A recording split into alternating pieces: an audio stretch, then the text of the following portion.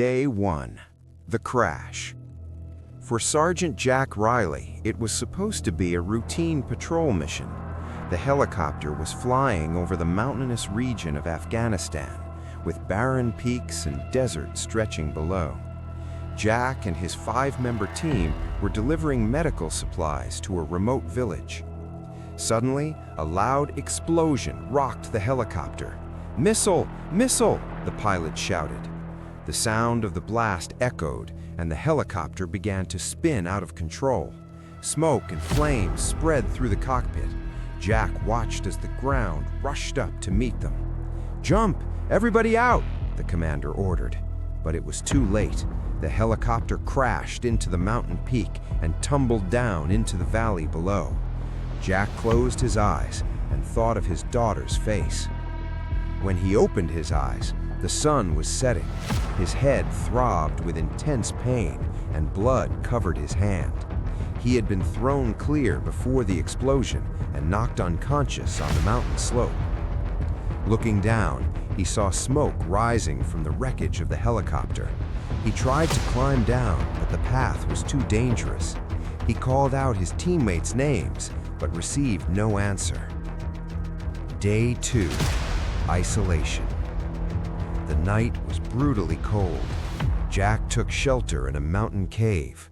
All he had was his rifle, a few bullets, a small medical kit, and half a bottle of water. His radio was broken. When morning came, he tried to assess his position. He was in enemy territory, and the nearest American base was approximately 50 kilometers away. "I have to survive. My daughter Emily is waiting," he told himself. He cleaned his wounds and bandaged them. Then, using the position of the sun, he began walking east. Traversing the mountains wasn't easy. Every step held danger, not just from enemies, but from hunger, thirst, and wild animals. In the afternoon, he found a stream. He drank water and refilled his bottle. To purify it, he used iodine tablets from his medical kit. Day 3. Enemy encounter. On the third day, Jack approached a small village. He desperately needed food. He carefully moved closer and saw Taliban fighters present in the area. He waited for nightfall. In the darkness, he silently approached a house that had no lights. Upon entering, he found an elderly woman who was trembling with fear. "Please, I need help," Jack said in Pashto, which he had learned in the military. The woman initially refused, but when Jack showed her a picture of his daughter, her eyes welled up with tears. She gave Jack bread and dried fruit, along with an old blanket.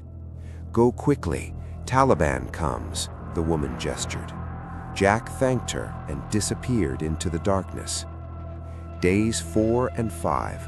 Hope. For the next 2 days, Jack walked continuously. Blisters formed on his feet, and the wound on his shoulder was becoming infected, but he didn't stop.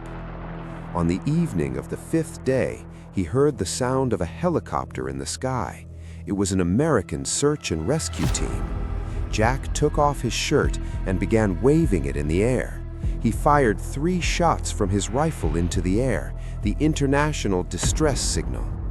The helicopter turned and began heading toward him. "Sergeant Riley, is that you?" a voice came over the radio. Tears filled Jack's eyes. "Yes, I'm alive. Coming home." 2 weeks later, Jack was in a military hospital in Germany.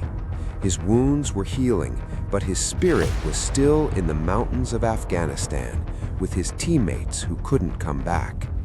But when his 7-year-old daughter Emily came running through the hospital door and wrapped her arms around him, Jack remembered why he hadn't given up fighting. "Daddy, you're a hero," Emily said.